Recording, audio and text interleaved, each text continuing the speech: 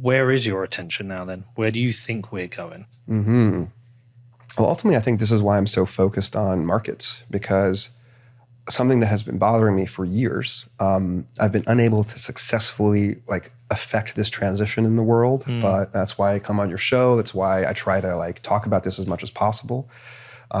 It's funny, man. There's a scientist, Stuart Kauffman, who I've always looked up to. Is the originator, he's a theoretical biologist. He's full of brilliant insights, and I think his vision exceeds his ability to talk about his vision. And one thing I love about him is when he talks, he's so open about the difficulty he has even describing what he's thinking, right? And it's wonderful if you ever Google him and listen to him speak. He's a brilliant speaker, but he's so vulnerable in being honest about how hard it is to talk about things like the origin of life or the nature of evolution or the purpose of humanity or whatever, things he thinks about.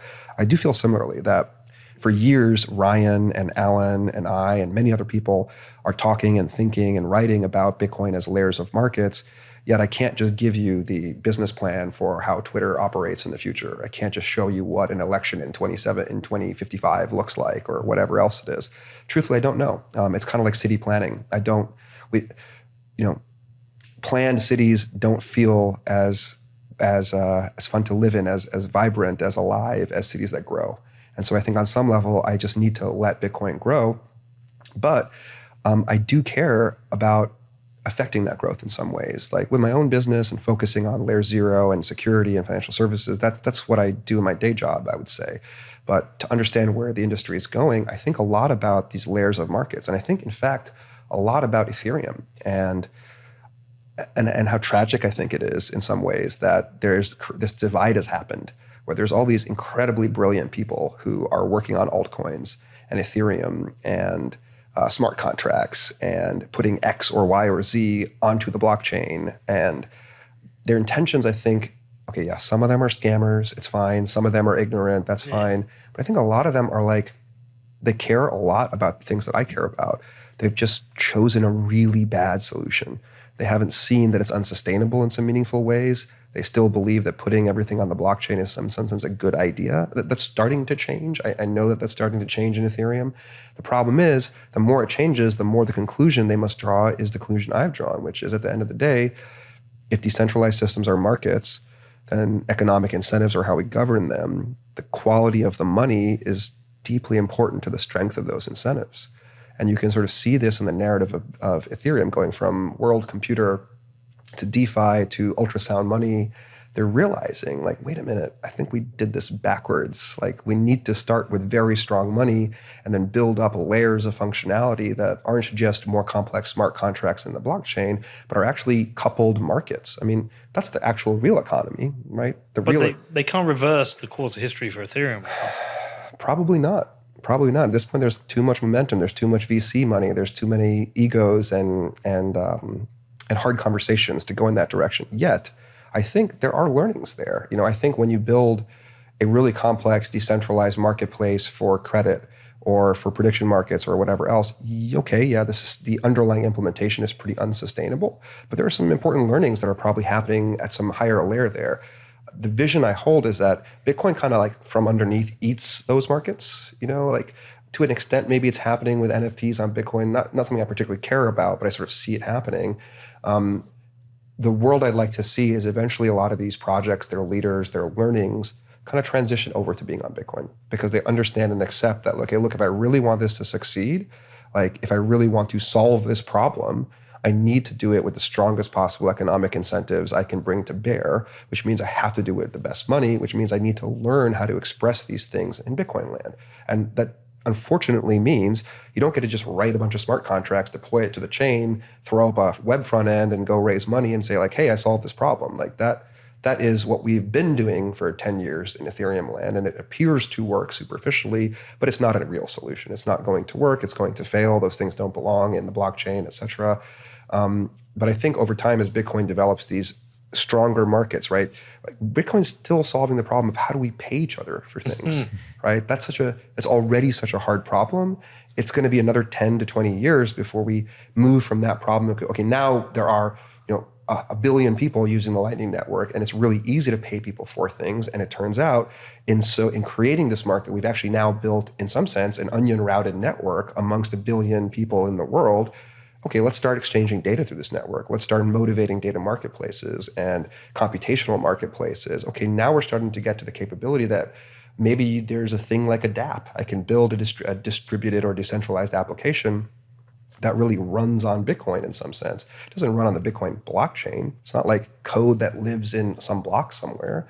It's a set of incentives that people choose. It's a service that people choose to provide because they're getting paid in Bitcoin for it in a reliable way, built on many layers of markets that way at the bottom are releasing money into circulation, and way at the top are paying people for data that they're moving through a new kind of internet. And I think this is it's a slower vision. And I think in VC land especially, slow is not very sexy. It's hard to raise money on a thing that won't exist for 25 years. But at the same time, I think it's inevitable. And so part of what I see happening is the establishment of all these kinds of markets. I see the replacing of the entire internet with something that settles directly through Bitcoin.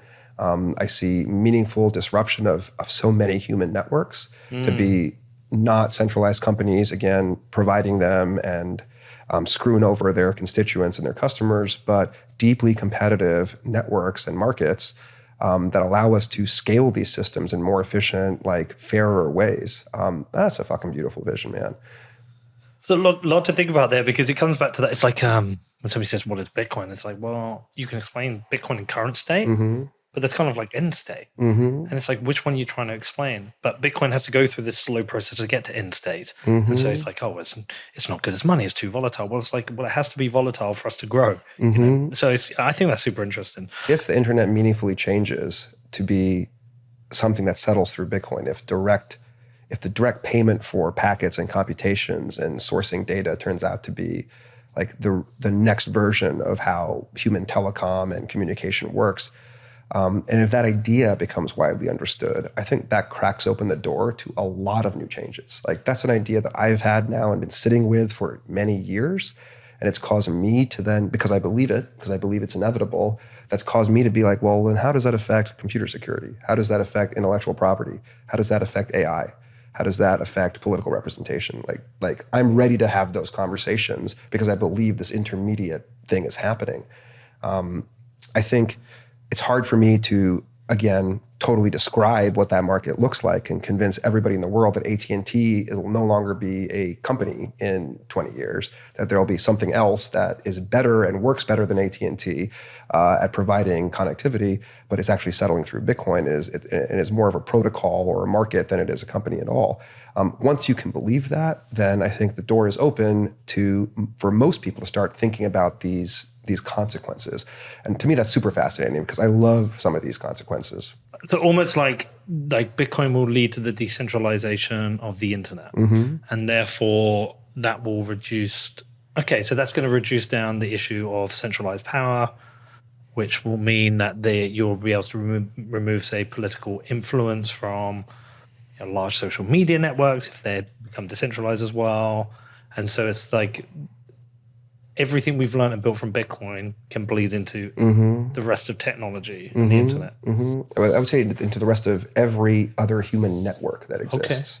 So online and offline. I think so. Yeah, energy, for example, it's already starting to happen. We're seeing the effect of Bitcoin on energy production and distribution. I think that's what Bitcoin does, right? Because it allows us to replace centralized service providers with market-driven, with stronger and more direct peer-to-peer markets. Yeah, that's fucking powerful. And I think if you accept that, it opens the door to all sorts of fascinating things that could not exist prior to this. Okay, so Bitcoin eliminates the ability for humans to exploit bad incentives in some ways. Not all. Yeah, it's a better set of incentives.